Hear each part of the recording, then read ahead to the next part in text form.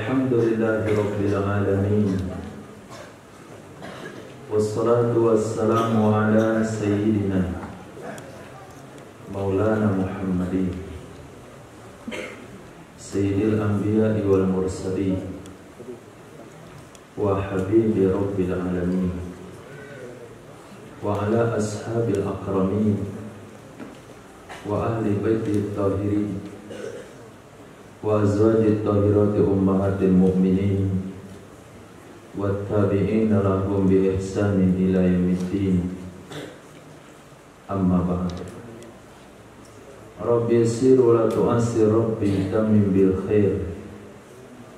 Rabbana shrah lana sudurana wa yassir lana umurana wahlul 'uqdatam min lisanina yafqahu qawlana. Bisanadina al-muttasili ila imamil khatimatil hufaz al-imam Jalaluddin As-Sayuti rahimahullah wa qaddasallahu sirra wa adama nafa'a bi ulumi wa barakati wa nafahati wa madadi akramati fid darini amin. Hadis nomor 4217.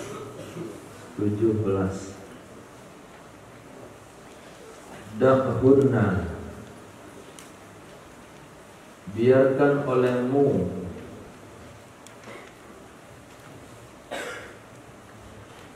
hunna akan mereka wanita ya bekinan, mereka menangis, wa iyyakunna,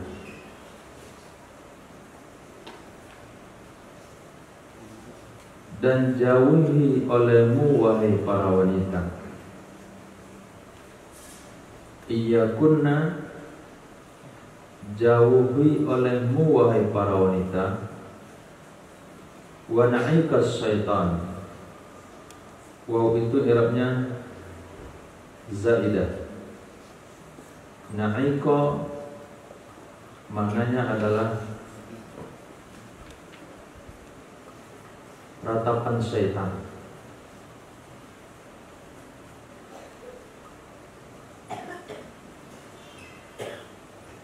Innahu, sesungguhnya, mahma, kadang-kadang, kana minal aini wal qalbi, ada ia tangisan dari mata dan hati. Ada ia tangisan dari mata dan hati. Faminallah, maka tangisan itu dari Allah dan dari rahmat. Wa mahma, dan kadang-kadang, karena ada ia tangisan minal yadi wal lisan, dari tangan dan lidah. Wa minas syaitan, maka itu dari setan. Hadis sahih riwayat Imam Ahmad bin Hanbal dan kitab Musnad, diriwayatkan dari sahabat Sayyidina Abdullah bin Abbas radhiyallahu ta'ala anhu. Hadis ini berbicara tentang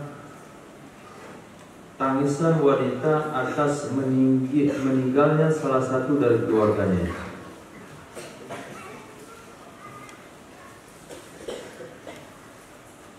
Salah seorang meninggal dunia di zaman Rasul Sallallahu Alaihi Wasallam. Kemudian keluarganya yang wanita menangis. Dan di antara sahabat yang paling tegas dengan kebenaran itu adalah Sayyidina Umar bin Khattab. Ketika melihat wanita menangis dan Nabi melarang tangisan-tangisan ketika seseorang meninggal, maka Sayyidina Umar ingin bertindak, ingin melarang mereka. Lalu Nabi katakan, biarkan saja wahai Umar mereka itu menangis. Artinya tidaklah semua tangisan atas meninggalnya seseorang tidaklah tangisan atas meninggalnya seseorang akan menyebabkan murka Allah. Tapi bagaimana ciri-ciri tangisan seseorang yang meninggal dunia, atas seseorang yang meninggal dunia yang tidak dimurka oleh Allah Subhanahu wa taala? Maka Nabi ingatkan kepada para wanita, hindari oleh kalian ratapan syaitan. Kalau sekiranya tangisan itu dari mata dan hati, itu dari Allah dan itu sumbernya kasih sayang. Maksudnya air mengeluarkan, mata mengeluarkan airnya, hati sedih.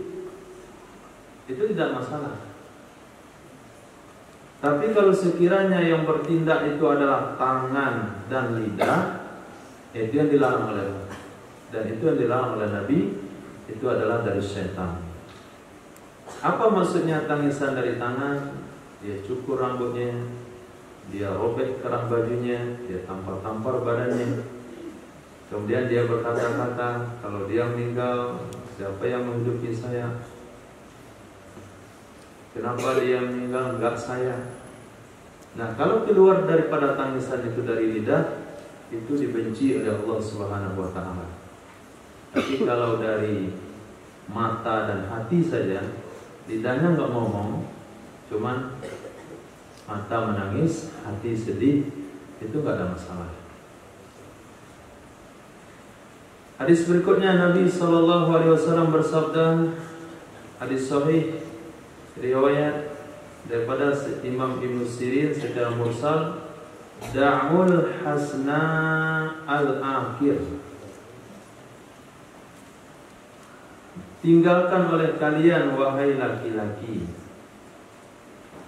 Da'u, tinggalkan oleh kalian wahai laki-laki, biarkan oleh kalian wahai laki-laki, al-hasna'a, wanita-wanita cantik, al-akhira, yang mandul.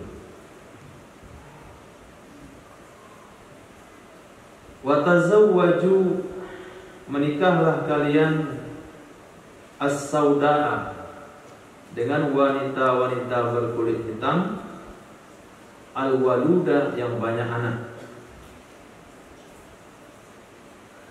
Fa inni ukatsiru bikum, maka sesungguhnya aku memperbanyak dengan perantaraan kalian. Ukatsiru bikum, aku memperbanyak dengan perantaraan kalian, al-umama, akan umat-umat pada hari kiamat. Hadis sahih. Di hadis ini Nabi memberikan kebanggaan dan Nabi meletakkan harapan kepada umat supaya mereka menjadi orang-orang yang memperbanyak umat Rasul Sallallahu Alaihi Wasallam. Maka berdasarkan hadis-hadis tersebut, ulama menyimpulkan KB secara asal hukumnya haram. KB secara asal hukumnya haram. Tapi apabila ada informasi dari dokter ahli, kalaulah si fulana ini melahirkan lagi, akan meninggal dunia, maka bagi dia boleh, khusus akan meninggal, kata dokter. Tapi dokternya harus adil dan minimal 2 orang. 2 orang dokter yang adil, yang muslim, yang taat, di ahli bidang kandungan, mengatakan kalau istrimu hamil sekali lagi dia akan meninggal. Maka pada saat itu dia boleh berkabeh, boleh, tidak wajib. Tapi apabila tidak ada informasi kesehatan, tidak ada ancaman kesehatan, maka KB hukumnya haram. Dalam bentuk apa saja, kecuali ada satu yang dihalalkan, yaitu azab. Kenapa? Karena ada hadis yang menceritakan datang seorang laki-laki kepada Nabi SAW, ya Rasulullah, saya azal dengan budak wanita saya, Nabi Shallallahu Alaihi Wasallam mengatakan, silahkan saja azal, tapi usaha kamu itu tidak akan pernah menghalangi lahirnya satu jiwa yang ditakdirkan oleh Allah untuk lahir. Dan usaha apapun yang sudah dilakukan oleh manusia untuk membatasi keturunannya, maka usaha itu secara hakikatnya tidak ada pengaruh sama sekali. Kenapa demikian? Karena setiap nyawa, setiap jiwa yang lahir ke dunia pasti akan terlahir bagaimanapun dia menghalangi. Kata dia, alhamdulillah, saya sejak mengangkat rahim nggak ada lagi hamil. Ya memang ditakdirkan oleh Allah anaknya segitu. Kalaupun nggak diangkat segitu juga. Tapi dia dapat dosa atas pengangkatan itu. Diikatlah namanya, dibuanglah namanya dan sebagainya. Itu haram hukumnya, kecuali dengan satu ketentuan tadi. Ada dua dokter yang adil yang menginformasikan kandungannya berbahaya. Maka Nabi SAW sabdakan, kalaulah ada satu wanita cantik tapi mandul, dan ada wanita kulitnya hitam tapi banyak anaknya, maka lebih baik menikah yang kulit hitam itu. Fa inni ukatiru bikum yaumal qiyamah al-umamah. Saya akan banggakan kalian di akhirat kelak karena kalian telah memperbanyak umat saya.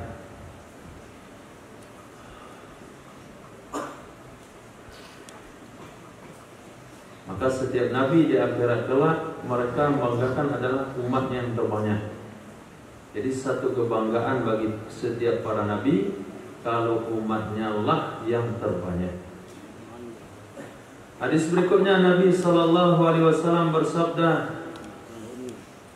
Da'ud dunya li ahliha. Biarkan oleh kalian dunia itu bagi ahliha, bagi ahli-ahlinya. Biarkan oleh kalian dunia itu bagi ahli-ahlinya. Man akhadha minad dunya. Siapa saja yang mengambil dari dunia. Man akhadha, siapa saja yang mengambil dari dunia, fauqa, melebihi, ma yakfihi, sesuatu yang mencukupi akannya, sesuatu yang mencukupi akannya, akhaza hatsfahu, niscaya dia telah mengambil kehancurannya. Wa huwa la yash'uru, padahal dia tidak menyadarinya. Wa huwa la yash'uru, padahal dia tidak menyadarinya.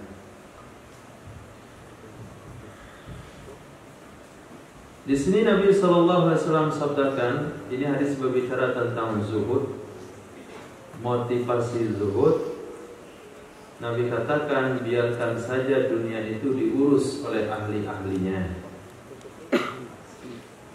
Jadi gak usahlah bikin pondok pesantren teknologi yang bisa bersaing di abad modern. Habis Quran bisa bengkel mobil, habis Quran bisa bawa pesawat, sampai habis Quran bisa buat motor. Nabi katakan biarkan saja, ada sekolahnya kok ikut-ikutan juga, sekolah agama ngurus itu. Agama ya agama selesai.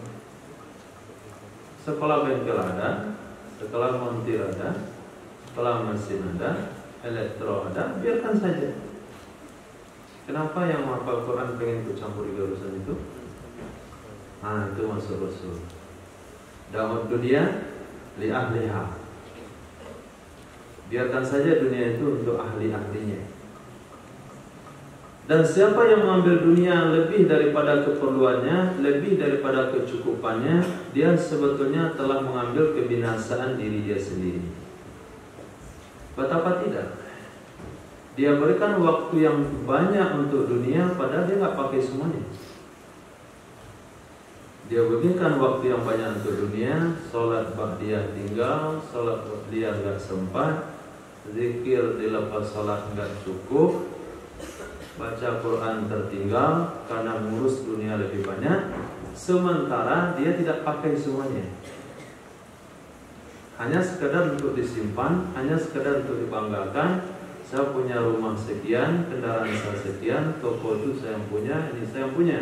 Hanya sekedar membanggakan, ini punya saya, ini punya saya, ini punya saya. Hanya untuk nama itu saja.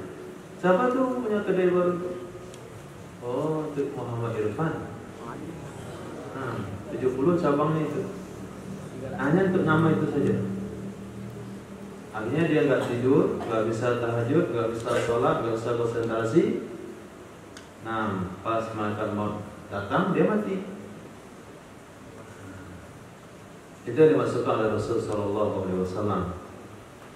Nah, dia nggak nyadar, rasa-rasa memang sudah memiliki, padahal waktu yang semestinya untuk ibadah pun kadang-kadang terkurangi, padahal mengurus perkara-perkara yang sudah lebih pada kebutuhan hidupnya. Itu bahasa zuhud. Nah, bahasa zuhud nggak usah dibawa bahasa fikih, hanya bisa diterima dengan hati. Nah, hadis berikutnya Nabi Shallallahu Alaihi Wasallam bersabda, riwayat Imam Tabrani dari Sina Abi Sa'id, hadis sahih.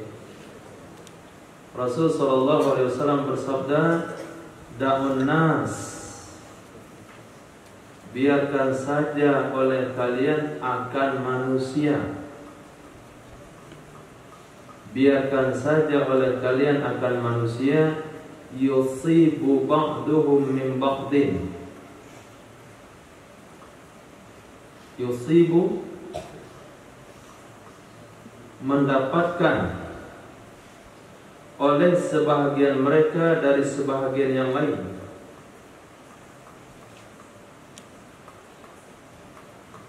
Biarkan saja oleh kalian akan manusia, yusibu, mendapatkan, ba'duhum, oleh sebahagian mereka, min ba'din, dari sebahagian yang lain. Fa'idan tansaha, maka apabila minta nasihat, maka apabila meminta nasihat, ahadukum, oleh salah seorang kalian, akhahu, kepada saudaranya, fal yamsahhu, maka hendaklah dia saudara menasihati akannya yang minta nasihat. Kira-kira hadis ini berbicara tentang apa aja?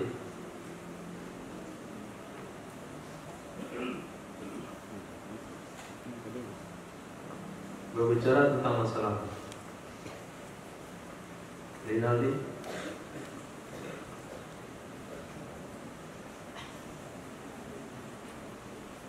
Ya dulu.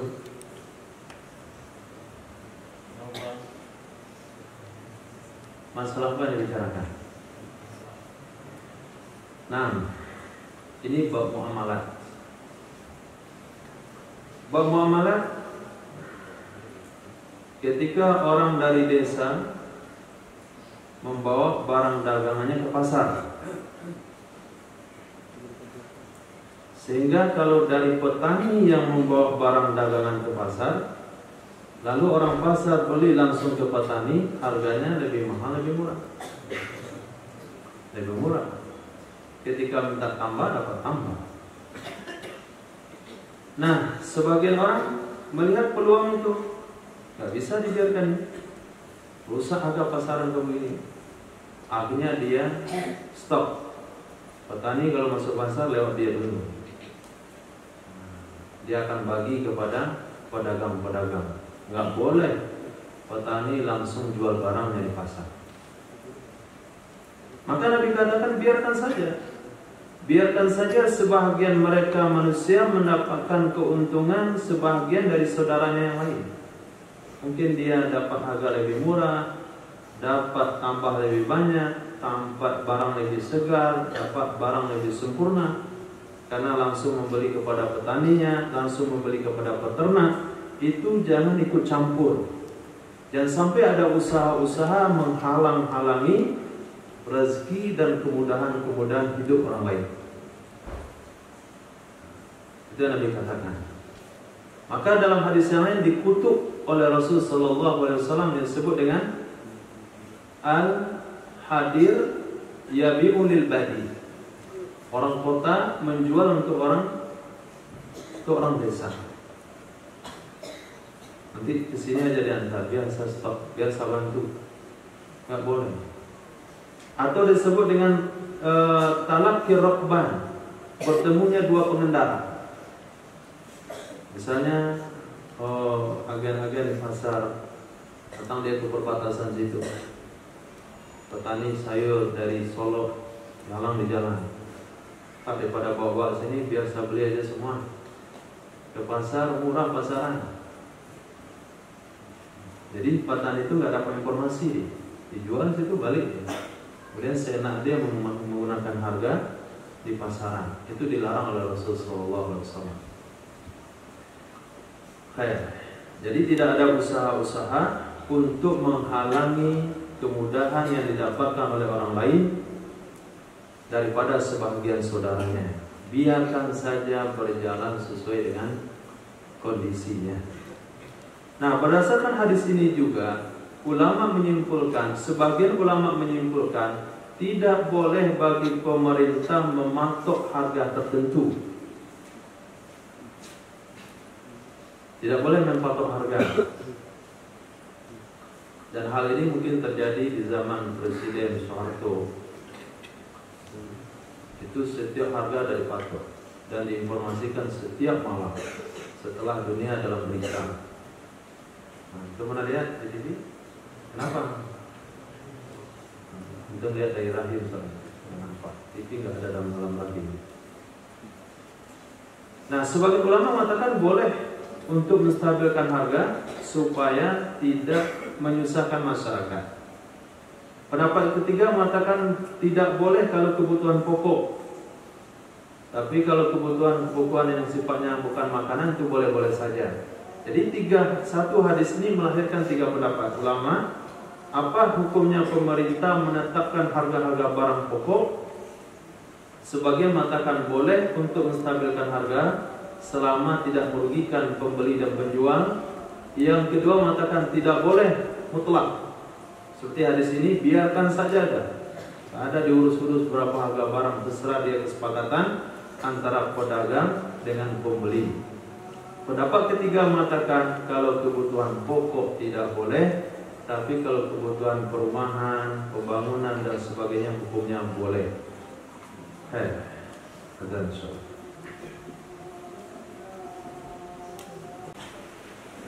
Bismillahirrahmanirrahim.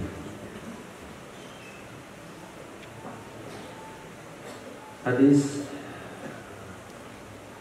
4222. Hadis sebelumnya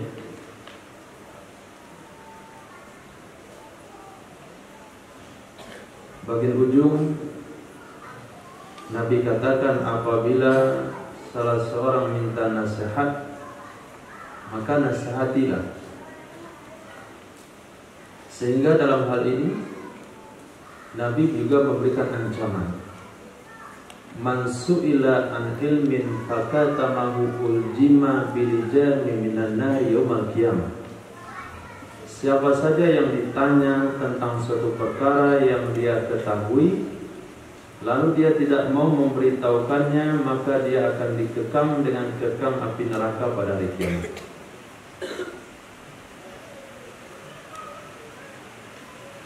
Cuman di waktu yang sama Nabi juga mengingatkan kembali perkara yang dia ketahui.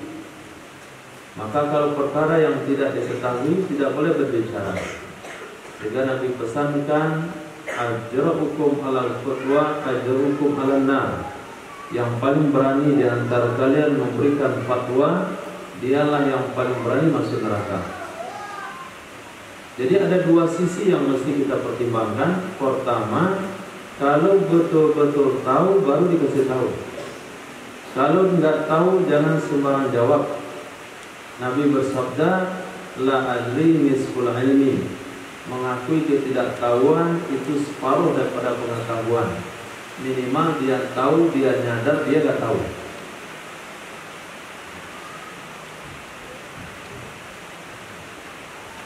Bukan karena malu lalu berfatwa sembarangan, menyampaikan sesuatu yang tidak diketahui, itu berbahaya.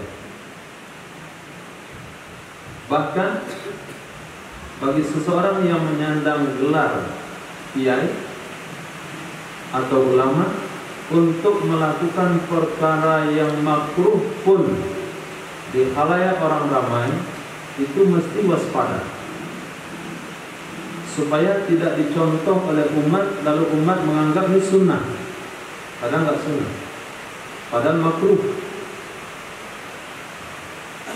Maka kalau sekiranya perkara itu makruh bagi masyarakat awam, bagi pelajar agama dan para ulama itu mendekati haram. Apalagi kalau sampai dia menjadi ikutan. Bukan hanya ikutan ketika bertanya, tapi ketika dilihat langsung diikuti oleh orang lain. Maka pada saat itu jadi haram. Misalnya bagaimana?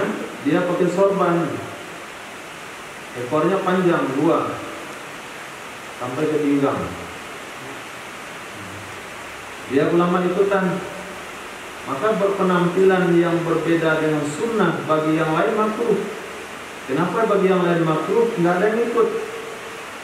Tapi kalau dia adalah orang yang diikuti karena gelar yang dia sandang, karena lulusan sekolah yang dia pelajari, maka pada saat itu hampir mendekati haram. Maka hati-hati ketika pakai gamis dan sorban membuat perkara-perkara makruh, apalagi perkara haram. Bukan berarti dilepaskan dulu pakaiannya lalu buat perkara haram, bukan begitu maksudnya.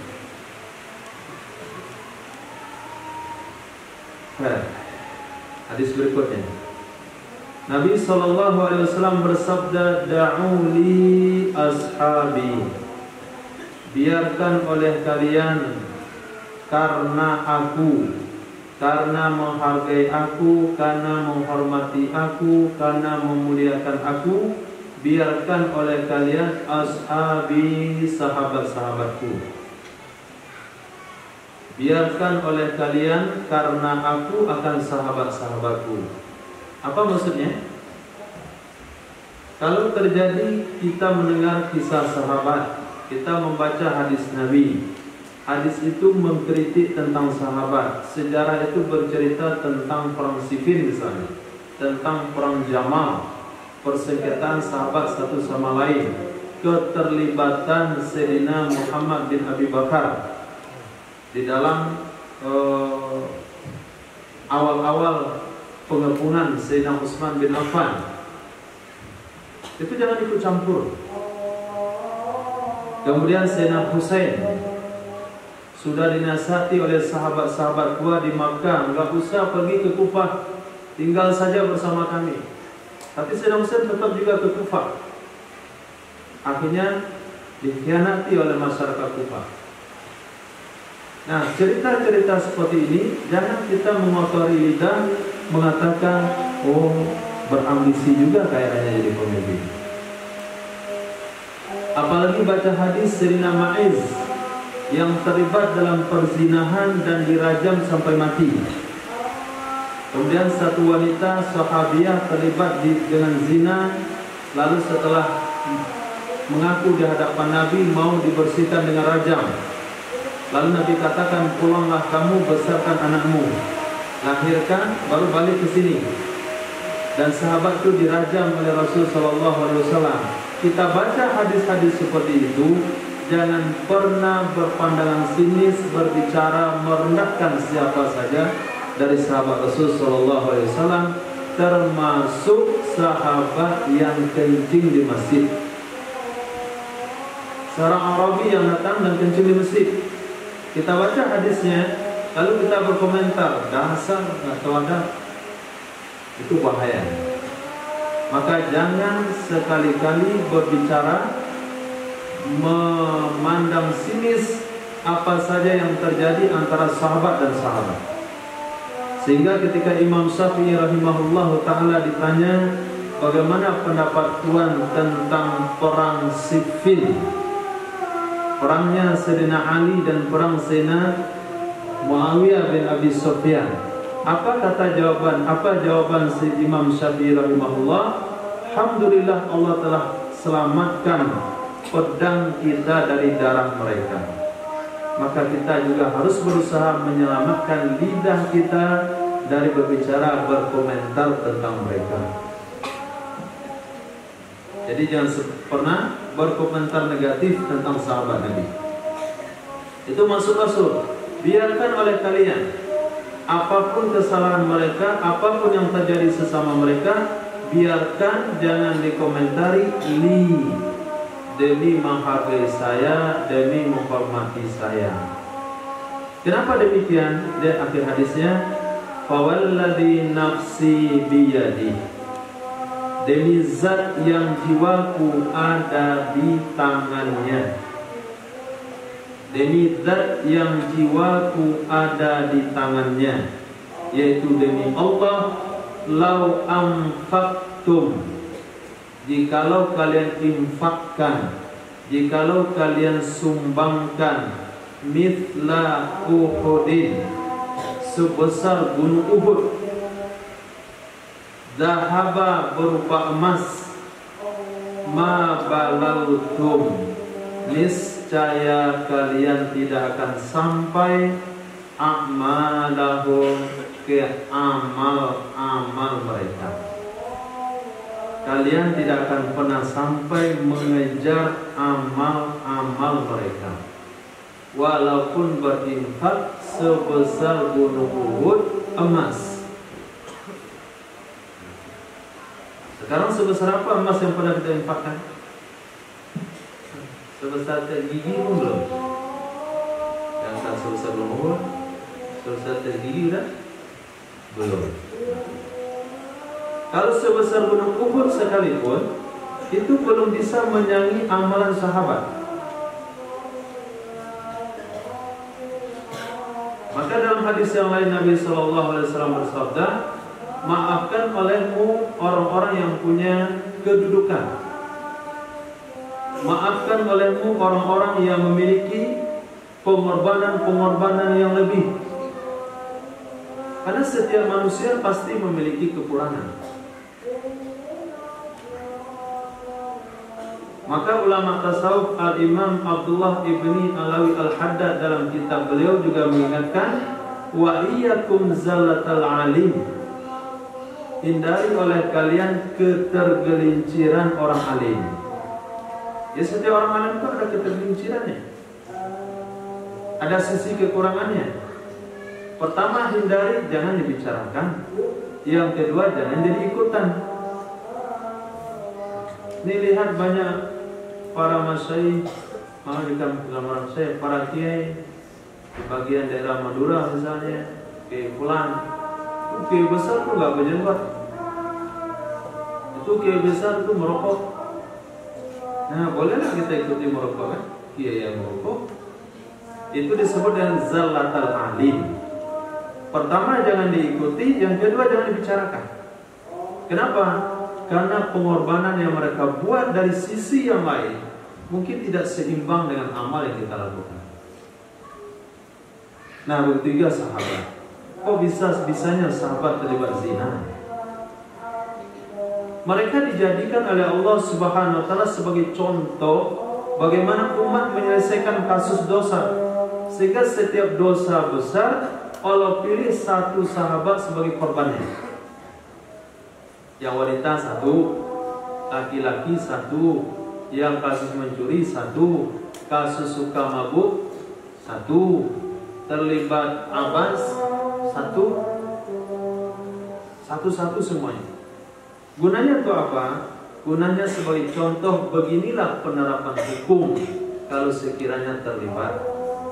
Sehingga Sayyidina Umar bin Khattab radhiyallahu ta'ala ketika menarik baju Nabi karena Nabi ingin menyolatkan wanita yang berzina tersebut yang telah dirajam.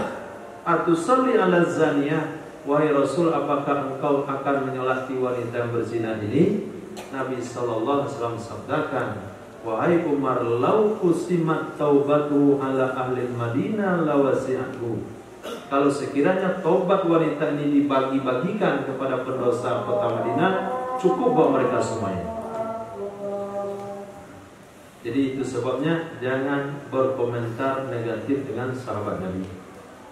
Nah, itulah yang dimasukkan oleh orang-orang liberal dalam pendidikan agama, buku sejarah sanawiyah aliyah, SKI, sejarah kebudayaan Islam. Kemana berpihaknya mereka ketika mengomentari tentang perang sifil? Mereka mengelompokkan Sayyidina Muawiyah sebagai pemberontak atas kepemimpinan yang sah. Itu bahasa itu salah sekali. Sehingga ketika dihapuskan pendidikan Islam di sekolah, alhamdulillah. Alhamdulillah, jadi daripada dia mendapatkan pendidikan yang sebaliknya, mendingan nggak ada sama sekali. Maka tinggal orang tua berpendidikan agama khusus di keluarga. Sehingga ketika kita sampaikan kebenaran kepada orang-orang lulusan umum, lulusan teknik, lulusan kedokteran, lulusan kebidanan, lulusan mesin, itu lebih mudah menerima agama ketimbang kita sampaikan agama kepada lulusan agama. Nah, dia punya dalil tersendiri, dia punya logika tersendiri. Dalil tidak ditempatkan pada tempatnya. Hadis Nabi yang berbunyi rufi'al qalamu an thalathin, diangkat pena dari 3 perkara, artinya tidak ditulis dosa. Pertama, dari anak-anak sampai balik. Yang kedua, orang lupa ketika ingat. Ketiga, orang dipaksa. Orang lupa termasuk diantaranya orang tertidur, hanya tidur jam 4 subuh deh, kemudian nggak terbangun salat subuh, begadang malam jam 4 cuma dekat subuh baru tidur, kemudian nggak kedengaran azan, nggak apa-apa, bangun jam 10, lalu sholat subuh tidak merasa bersalah. Kenapa? Kan tertidur. Ada hadisnya, tertidur. Itu kalau belajar agama salah uslubnya. Maka ketika Imam Ahmad bin Hanbal radhiyallahu ta'ala diberitakan, wahai Imam, itu ada guru hadis itu, ada guru hadis. Maka Imam ikut mau belajar guru hadis, jalan dari belakang. Lalu dilihat guru hadis itu meludah ke arah masjid. Kata Imam Ahmad bin Hanbal, nggak jadi deh saya belajar. Nggak jadi saya belajar. Kenapa? Karena dilihat guru hadis tidak menghargai syiar Islam. Nah, sekarang yang menjadi guru-guru mereka dalam pendidikan agama adalah orang yang tidak Islam kadang-kadang. Belajar tafsir sama Yahudi. Kuliah di mana? Agama di Cicago. Gurunya mana? Hafiz Quran 30 juz. Agamanya apa? Yahudi.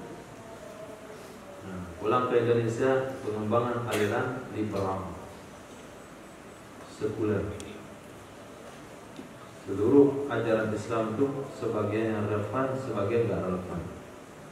Cadar itu kan yang banyak debu di Arab. Di Indonesia banyak pohon, dia nggak ada debu, nggak perlu ke cadar. Nah, itu yang lahir daripada yang belajar agama dari arah yang orang-orang yang tidak memiliki kecintaan terhadap agama. Nah, hadis berikutnya Nabi SAW bersabda, da'u li ashabi, sama mana yang tadi, biarkan oleh kalian, jangan berkomentar negatif. Li karena saya, karena menghormati saya, karena menghargai saya. Ashabi akan sahabat-sahabat saya. Wa ashari, dan mertua-mertua saya, mertua-mertua Nabi sallallahu alaihi wasallam. Da'u Safwan ibn al-Mu'attal, biarkan olehmu Safwan bin Mu'attal. Itu salah satu sahabat Nabi Sallallahu Alaihi Wasallam. Nabi sudah pesankan kepada sahabat yang lain, jangan diambil pusing tentang sikap Safwan bin Mu'attal. Kenapa beliau ngomongnya? Fa innahu khabithul lisan. Sesungguhnya Safwan bin Mu'attal itu kasar kata-katanya. Khabithul lisan, kasar lidahnya, kasar kata-katanya. Thayyibul qalbi, tapi baik hatinya. Ini hadisnya cocok untuk orang Medan.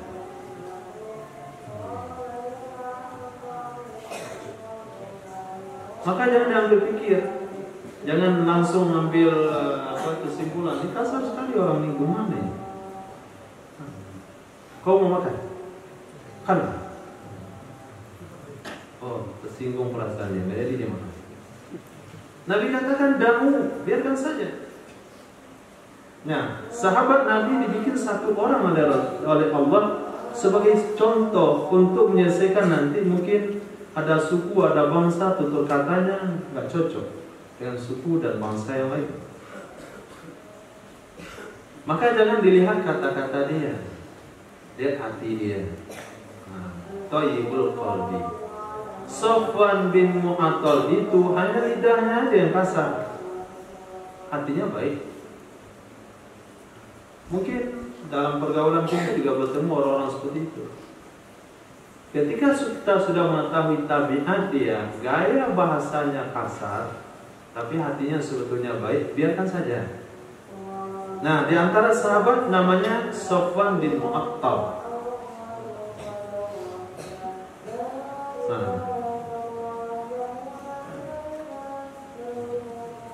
Hadis berikutnya masih berbicara tentang Sayyidina Safwan. Da'u Safwana, biarkan oleh kalian akan Safwan. Jangan dibalas kasar perkataannya dengan kasar. Kenapa? Fa innahu yuhibbullaha wa rasulah. Sesungguhnya beliau mencintai Allah dan Rasulnya. Dia mencintai Allah dan Rasulnya. Berarti kita berusaha, dalam hadis ini mengajarkan jangan menilai hanya sebatas gaya bicara, tapi gaya bicara memang harus dijaga sebagai pengamalan pribadi.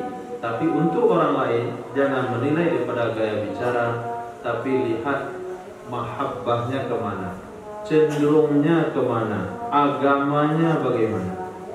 Kita lihat sholatnya khusyuk, toharanya betul, muamalahnya betul, sikapnya betul, cuman kata-kata agak pedas sedikit. Karena sering makan bakwan yang cabai. Nah, Nabi katakan biarkan saja lah. Tinggal ditanya dari mana asal usul. Matanya dari Papua. Ya. Mana tinggal tepi pantai, pantasan suaranya berteriak. Antum tinggal di mana? Baru gunung. Nah, ia biasa berteriak-teriak. Apalagi di puncak gunung. Apa aktivitas mau gembala mentar? Maka Nabi, seluruh para Nabi itu gembala kambing. Dan orang yang biasa gembala mentar akan mewarisi sifat jafak, kasar. Kira untanya bermasalah, tinggal tarik aja tali. Gak mau jalan, tenang jalan. Tapi kambing enggak. Kambing tenang patah kaki. Kita perlakukan secara lembut. Kita seluruh Nabi gembala kambing, karena dia akan gembalakan umat yang perlu kelembutan. Jadi ketika bertemu dengan seorang sikapnya kasar, tinggal tanya, gembala apa? Tinggal di mana? Nah, saya tinggal di samping bengkel apa? Bengkel terali. Oh, pantasan suara berteriak-teriak terlalu kencang. khair. Jadi kasarnya sebuah kata-kata tidak bisa memvonis jeleknya seseorang. Hadis berikutnya Nabi SAW bersabda, "Da'uni minas Sudan." Biarkan olehmu akan aku, biarkan olehmu kepada sahabat Nabi akan aku dari orang Sudan. Orang Sudan maknanya orang berkulit hitam. Fa innamal aswadu, maka hanya sanya yang sangat hitam, li batnihi, bagi perutnya, wa farjihi, dan farajnya, bagi perutnya dan farajnya. Apa maksud hadis itu?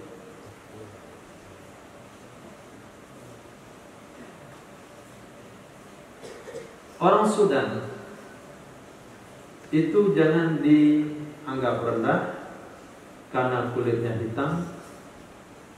Mungkin kita beranggap dia tidak maju dalam beragama, mungkin hafalannya tidak kuat, pemahamannya kurang mantap. Itu tidak ada hubungan sama kulit. Nabi dua hal saja yang dikhawatirkan dari orang Sudan ini. Satu perut, kedua faraj. Nah, apa maksudnya perut dan faraj? Apabila mereka lapar, mereka bisa mencuri. Apabila mereka kenyang, mereka terlibat dengan zina. Dua hal itu saja yang perlu dicurigai. Kalau dua hal itu nggak ada, yang lain aman.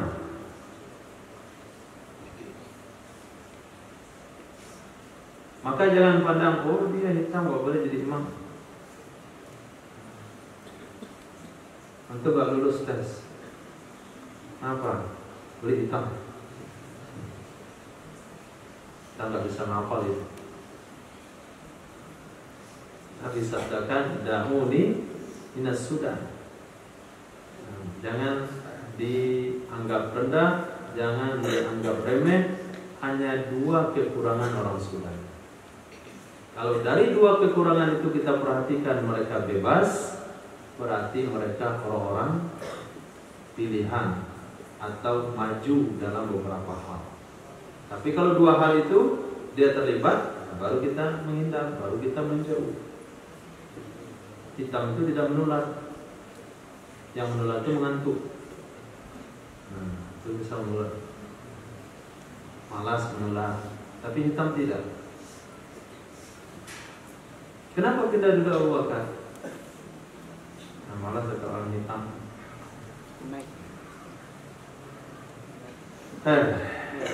Indonesia nggak ada yang Sudan. Hadis berikutnya Nabi SAW bersabda, da'uhu, biarkan oleh kalian akannya. Nya itu kembali domirnya kepada seseorang yang memberikan hutangan kepada Nabi, lalu orang itu datang dan mencaci maki Rasul, yaitu bangsa Yahudi. Satu orang dari bangsa Yahudi, dia sengaja ngasih hutang kepada Rasul, kemudian belum tiba masanya dia nuntut hutang, lalu mencaci-caci maki Rasul. Lalu Sayyidina Umar bin Khattab radhiyallahu ta'ala anhu, belum datang nih orang Yahudi tersebut, ya Rasul biarkan saya penggal kepalanya. Yahudi itu ketakutan. Kata Nabi SAW, biarkan wahai Umar, da'uhu, jangan diganggu seperti itu. Kenapa? Fa inna li sahibil haq, maka sesungguhnya bagi orang yang punya hak, maqala, itu hak, berhak berkata-kata. Sesungguhnya bagi orang yang punya hak itu perkataan-perkataan. Artinya karena dia punya hak ke kita, ya terima aja apa yang dia katakan.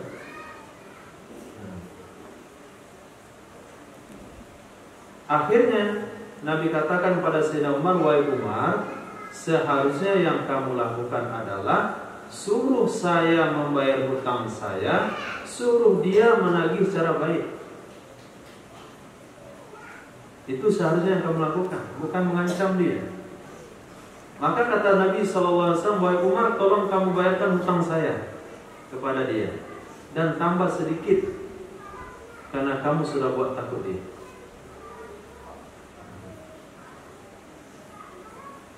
Maka di sini Nabi SAW mengajarkan, kalau kita punya hutang sama orang lain, lalu orang lain itu menuntut, kurang baik dia menuntut hutangnya, bahasanya agak kasar menagih hutangnya ke kita, Nabi katakan jangan dijawab, jangan dibalas, terima saja. Kenapa? Si penagih hutang punya hak untuk mengeluarkan kata-katanya. Tapi kalau sekiranya dijawab lagi,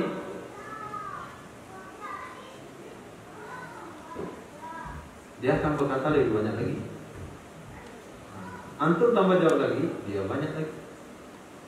Akan bisa dituntut dan macam-macam.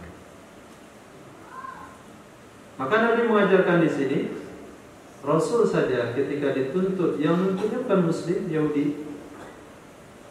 Lalu Nabi katakan, biarkan saja wahai Umar, karena memang yang punya hak itu punya hak untuk berkata-kata. Hadis sahih riwayat Imam Bukhari dan Imam At-Tirmidzi. Hadis berikutnya Rasul sallallahu alaihi wasallam bersabda dari Sayyidatina Aisyah, "Da'uhu, biarkan oleh kalian akannya orang sakit." Hu kembali kepada orang sakit. Ya innu, dia merintih-rintih. Biarkan oleh kalian akannya orang sakit merintih-rintih. Fa innal anina, maka sesungguhnya rintihan, ismun min asma'illah, itu salah satu nama dari nama-nama Allah Subhanahu wa ta'ala. Itu adalah satu nama dari nama-nama Allah Subhanahu wa ta'ala. Yastarihu ilaihi, merasa senang atau mencari kesenangan dengan rintihan tersebut, al-alilu, oleh orang sakit. Pernah sakit? Sakit gigi. Nah, terus sambil menikmati sakit gigi, mana biasanya ada rintihan. Nah, kawan di sebelah, biarin saja kawan itu merintih.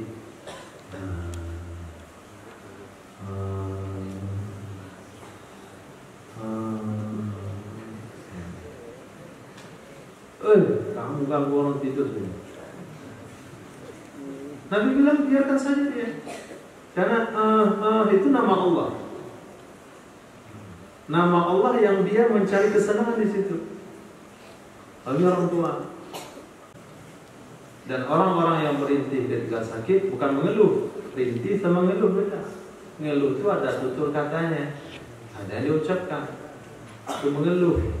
Kalau merintih itu hanya sekedar buah bibir, ketika dikeluarkan seolah-olah sakitnya hilang.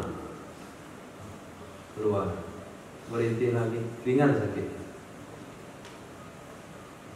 Karena mahabbah Rasul kepada umat, rintihan itu dinilai oleh Nabi dengan zikrullah, sehingga Nabi sabdakan rintihan itu adalah nama Allah Subhanahu wa ta'ala. Hadis berikutnya Nabi SAW bersabda, tolong yang alim pahami, nggak panjang-panjang hadisnya. Daf'ul banati, menguburkan anak wanita. Dafnul banati, menguburkan anak wanita. Minal makrumat, itu sebahagian dari kemuliaan. Hadis sahih riwayat Sayyidina Abdullah bin Umar. Ismail, apa maksudnya? Menguburkan anak wanita itu termasuk dari kemuliaan.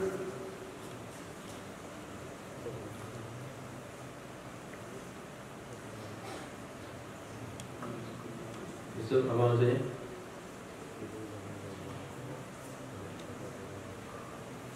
Menguburkan anak wanita telah meninggal dunia.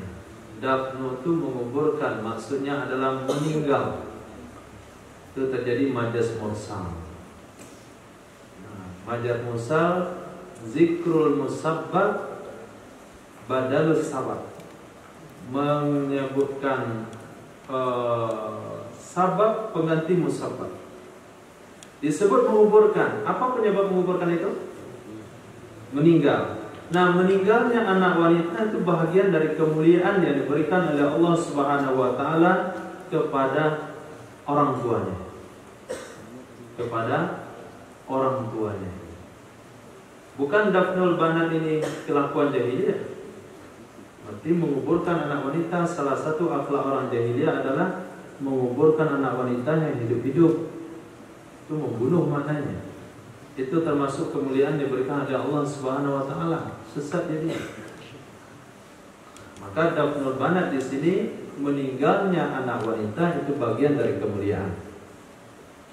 Maknanya ketika meninggal anak kita yang wanita, satu atau dua, itu bagian dari anugerah kemuliaan yang Allah berikan. Kenapa demikian? Karena kalau sekiranya mereka hidup dewasa, kita khawatir tidak mampu melakukan hak dan tanggung jawab kita kepada anak wanita. Anak laki-laki lumayan aman. Sehingga dalam mendidik anak wanita, Nabi berikan janji khusus. Siapa yang mendidik anak wanitanya atau saudari perempuannya dengan agama 3 orang, dijamin masuk surga. 2 orang dijamin masuk surga. Tapi tidak ada janji itu untuk anak laki-laki. Tidak ada. Anak laki-laki dia pakai celana di atas besar balutut, main bola dia, selesai. Tidak ada dosa orang tua. Aman. Dia anak wanita nggak pakai jilbab saja masalah. Apalagi sampai nggak pakai baju. Parah lagi. Mulai dari kecil nanti sampai dia berkeluarga. Setelah berkeluarga dapat pula suami yang gak jelas riwayat hidupnya, tambah masalah. Kalau dia kecil meninggal dunia, itu kemuliaan yang Allah berikan. Bukan berarti berdoa supaya anak wanita meninggal. Itu juga salah paham. Kalau sekiranya meninggal, inilah hadis yang disampaikan, sehingga kesabaran itu bisa didapatkan. Nah, bukan hadis ini diriwayatkan kepada orang-orang yang anak wanitanya masih hidup. Lalu kita tarif dia supaya dia bunuh anaknya. Maksudnya. Tapi hadis ini kita riwayatkan, kita dapat informasi saudara kita, kawan kita, anak wanitanya meninggal. Nah, pertama laki-laki, kedua laki-laki, 3 laki-laki, 4 laki-laki, 5 laki-laki, 6 laki-laki. Usaha didapatkan anak wanita, 7 baru wanita. Yang 4 tahun meninggal pula. Mana kira-kira keadaannya itu? Nah, sedih sekali. Sampaikan hadis ini, dafnul banat minal makrumat. Meninggalnya anak wanita bagian kemuliaan yang diberikan oleh Allah Subhanahu wa taala. Hadis berikutnya, Nabi SAW bersabda, dufina bittinatil lati khuliqa minha. Dikuburkan ia.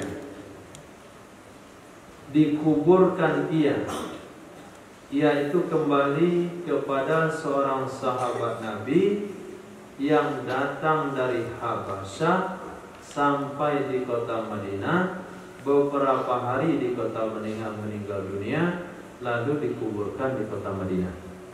Jadi kembalinya ke situ.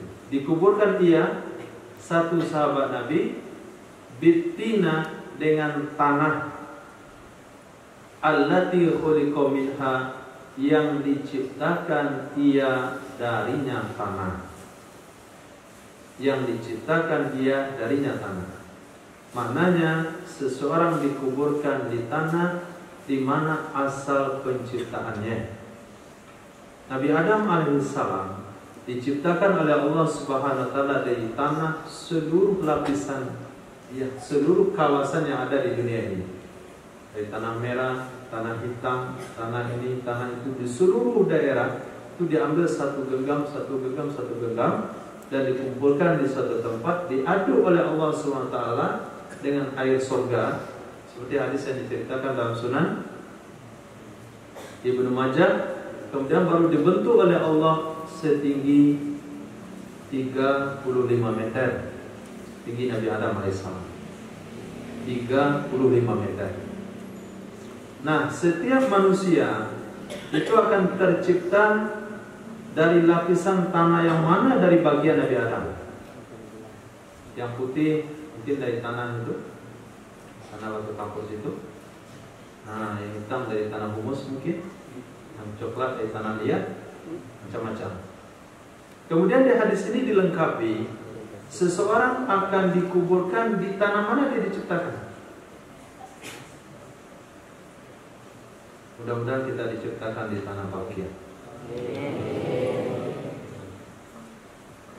Jadi sebuah keheranan bagi sahabat. Ini orang-orang jauh datang Habasyah. Dari Habasyah dia datang ke Madinah. Sampai di mana satu hari pergi mati aja di sini kayaknya.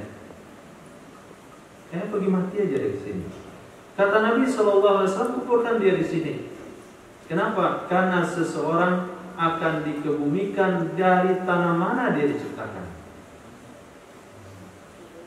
Kira ada antum mirip di Arab? Itu kayaknya di tanah Arab ya. Ada harapan dikuburkan di Arab. Kalau jenggotnya nggak tumbuh tinggal.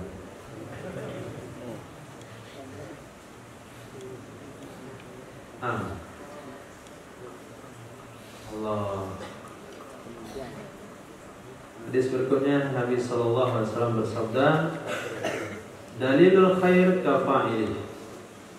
Orang yang menunjukkan kebaikan sama dengan orang yang melakukan kebaikan.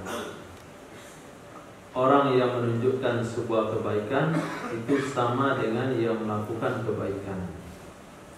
Menunjukkan saja, ngasih tahu doang. Mana masjid? Coba kanan ke jalan ke masjid itu. Sholat orang itu di masjid itu, yang ngasih tahu di mana masjid dia dapat pahala sholat. Orang nyasar dari pondok, nanya ke dari depan, mana pondok? Belakang bapak pondok. Oh ini belakang ini. Pahala dia satu. Kalau nggak selesai juga pahala ibu. Kalau selesai juga pahala dia. Menunjukkan kebaikan, dapat pahala juga. Sama dengan pahala orang yang melakukannya tanpa mengurangi pahala dia, karena Allah Maha Kaya. Yang pula egois dalam pahala, saya melakukan ini bukan gara-gara kamu ya. Nah, saya ini dari hati saya sendiri nih. Saya nggak mau ngasih kamu pahala. Hanya ketika ditunjukkan itu nggak jadi, dia balik dulu. Kemudian dia balik lagi ke belakang. Ya Allah, saya datang sini bukan gara-gara dia. Yang kasih pahala dia. Egois namanya. Dia dapat pahala bukan mengurangi jatah kita. Dia dapat pahala dari Allah bukan dari kita. La yang kusu min ujurihim syai'an. Tidak kurang pahala mereka sedikit pun. Hadis terakhir, 3 terakhir. Nabi SAW bersabda, damu afra. Nih, tafakur. Alim, coba apa penafsiran hadis ini?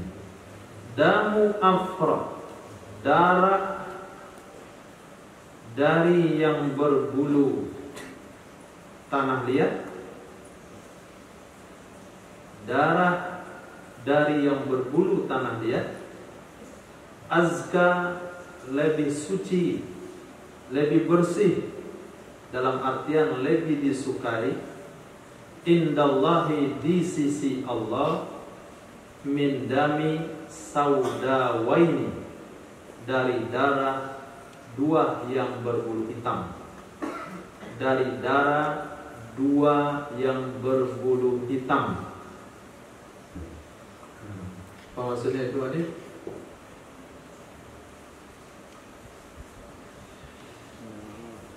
Hadis ini bicara tentang apa?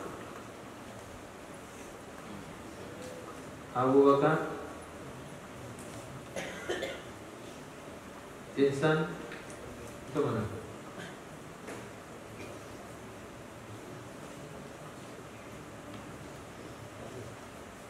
Apa maksudnya?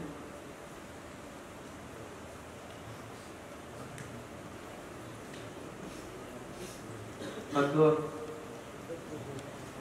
lihat, sayang, Ibnu,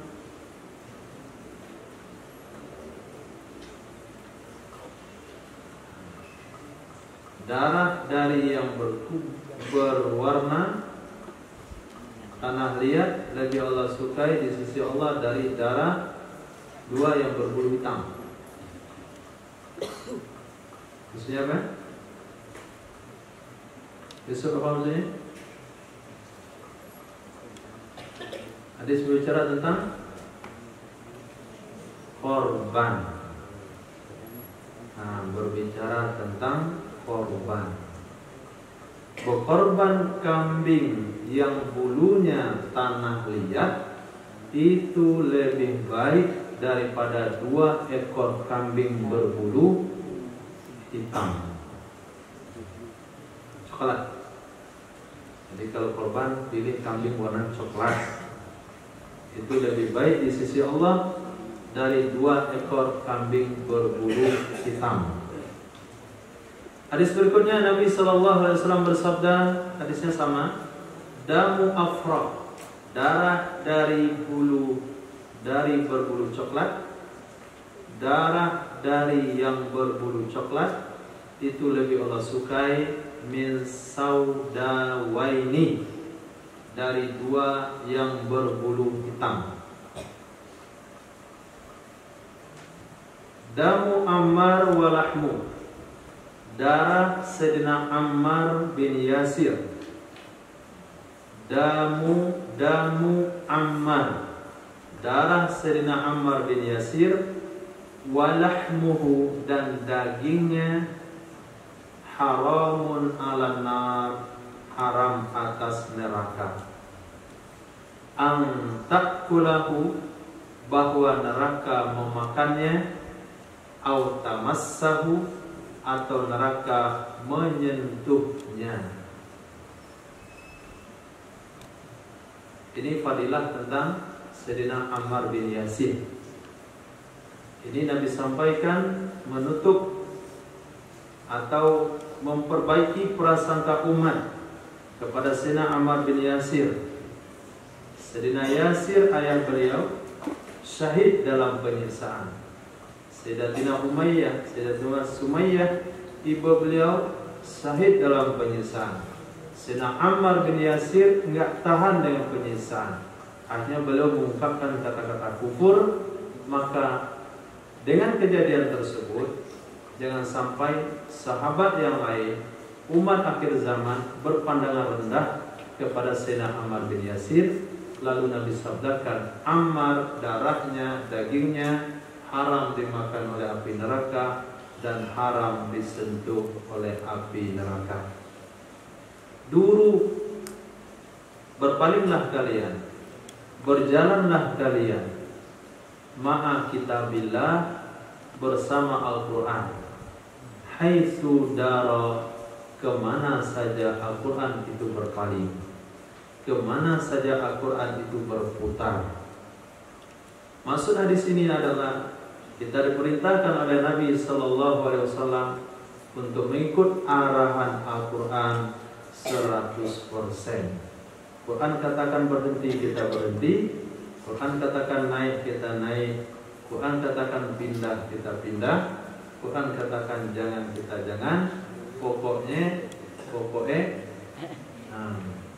bahasa di pustaka saya, pokoknya berputarlah, berjalanlah bersama Al-Quran kemana Al-Quran perintahkan. Jangan pernah berseberangan dengan Al-Quranul Karim. Insyaallah cukup. Terima kasih pada pertanyaan. Silakan.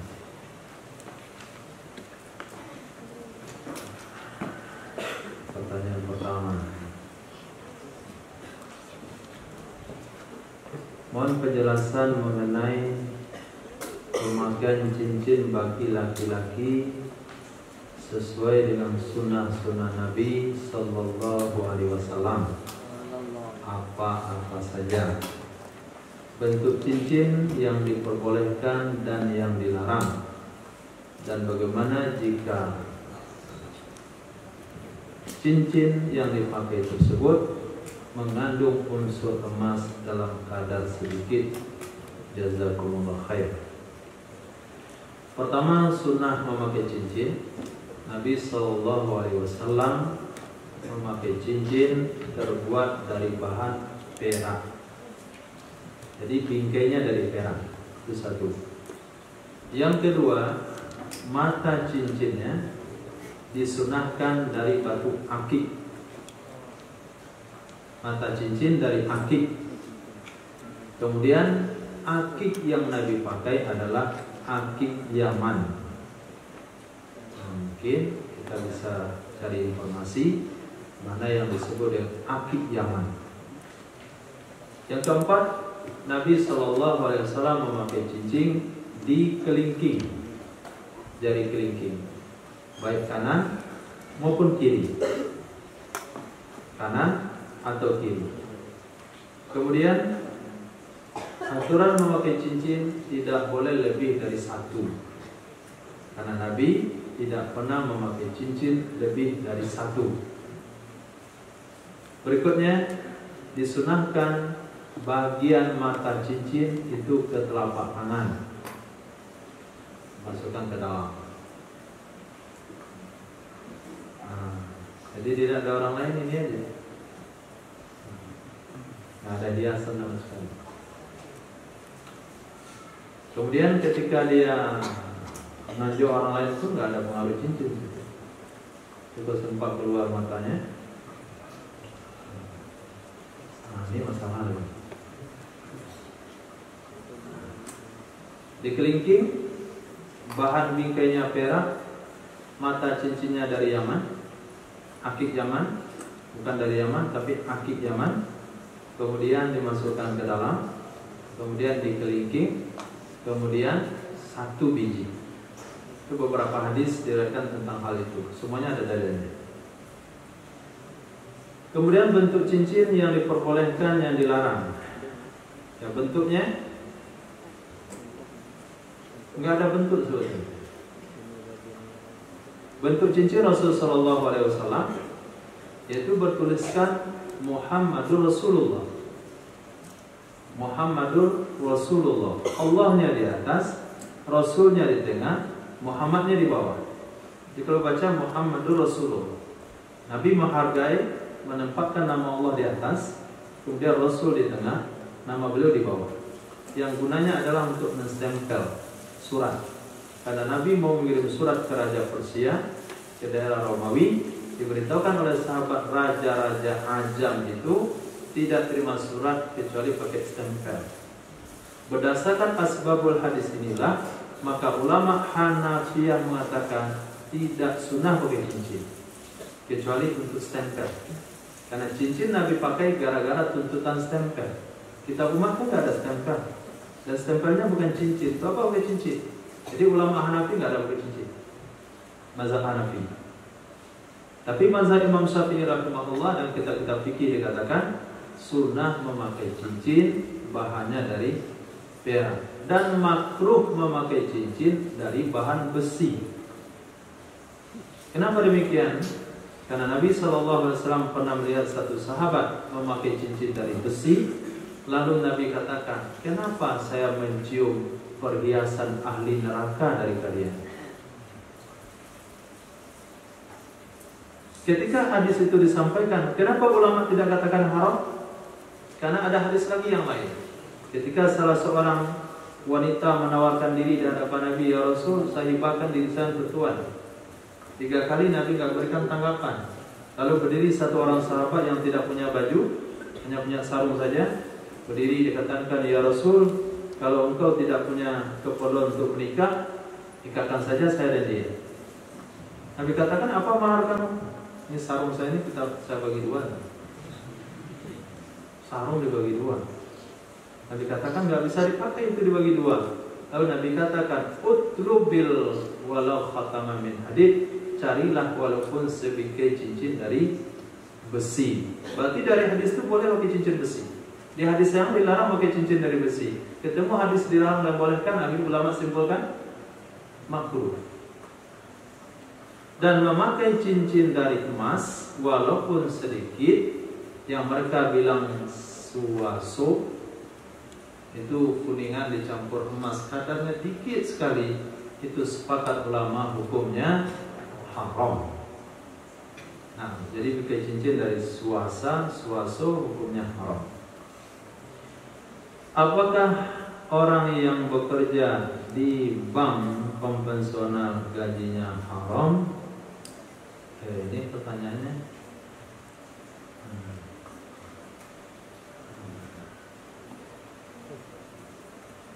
Ya, semuanya haram.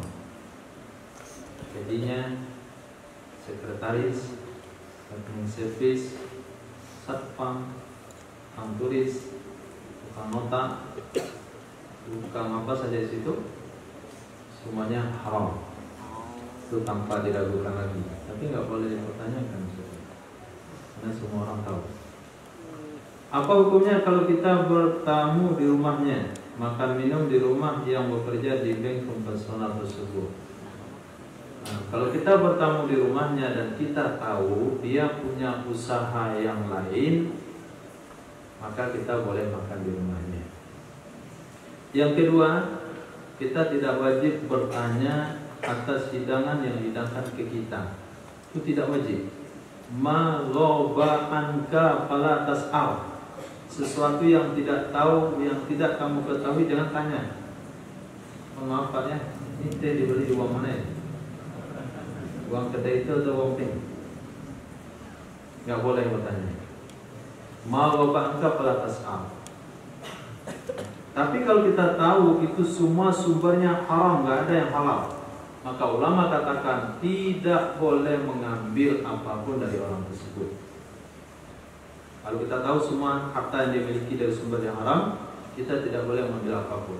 Tapi kalau ada unsur halalnya sedikit, maka mengambilnya subhan. Kalau banyak penghasilan halalnya, maka mengambilnya mubah. Kalau sama banyak antara sumber halal dan haram, maka hukumnya juga boleh. Nah, Allah, untuk apa bertamu ke rumah orang yang bekerja di bank? Oke, Bapak-bapak silakan. Assalamualaikum warahmatullahi wabarakatuh. Assalamualaikum warahmatullahi wabarakatuh. Ini berkaitan dengan rokok. Bab rokok. Satu ulama ditanya, kenapa tidak pernah bermimpi dengan Rasulullah? Jawabannya jujur, karena saya perokok. Ini bagaimana menyikapinya tentang bab ini? Satu sisi dia ulama, satu sisi rokok tidak disukai Rasulullah. Mohon penjelasannya, Ustaz. Assalamualaikum warahmatullahi wabarakatuh. Wassalamualaikum warahmatullahi wabarakatuh. Itulah pembahasan yang kita tumpangkan dalam hadis Nabi tadi. Apa kata Rasul sallallahu alaihi wasallam? Da'uli ashabi. Biarkan oleh kalian mengomentari, berpandangan sinis kepada sahabat-sahabatku karena memuliakan aku. Di sana Nabi memberikan gambaran, karena sesuatu yang diinfakkan oleh sahabat, amal yang dibuat oleh sahabat tidak bisa tertandingi oleh umat walaupun menginfakkan emas sebesar gunung Uhud. Itu pembahasannya, titik poinnya memang tentang sahabat. Tapi dalam Islam ada yang namanya hukum qiyas. Sehingga ulama mengatakan iyakum wazalatal alim. Jauhi oleh kalian ketergelinciran orang alim. Pemahamannya, jangan dibahas ketergelinciran orang alim seperti kita tidak membahas kekurangan yang ada pada diri sahabat, karena banyak amal-amal yang mereka punya untuk mengimbanginya. Yang kedua, ketergelinciran tersebut tidak termasuk perkara yang diikuti. Kalau sekiranya Nabi SAW bersabda, nikahi oleh kalian wanita-wanita yang perawan, lalu Nabi menikahi semuanya janda kecuali satu orang. Lalu ulama hadis katakan, kalau bertentangan perbuatan Nabi dengan perkataan Nabi, hadis mana yang kita utamakan? Hadis yang mana? Qaul atau fi'il? Hadis qaul. Kalau bertentangan perbuatan dengan perkataan Nabi, maka kita utamakan hadis qaul. Kalau demikian penilaiannya pada diri Rasul Sallallahu Alaihi Wasallam, bagaimana kira-kira dengan perbuatan ulama yang bertentangan dengan hadis Nabi? Mana yang diutamakan? Nggak ada bahasa diutamakan di situ. Tetap hadis Nabi dilaksanakan tanpa melihat daripada perbuatan tersebut. Jadi dalam pengamalan kita tetap berpegang dengan apa yang disampaikan selagi sesuai dengan sunnah Rasul, tanpa mengikuti apa yang mereka lakukan. Yang kedua,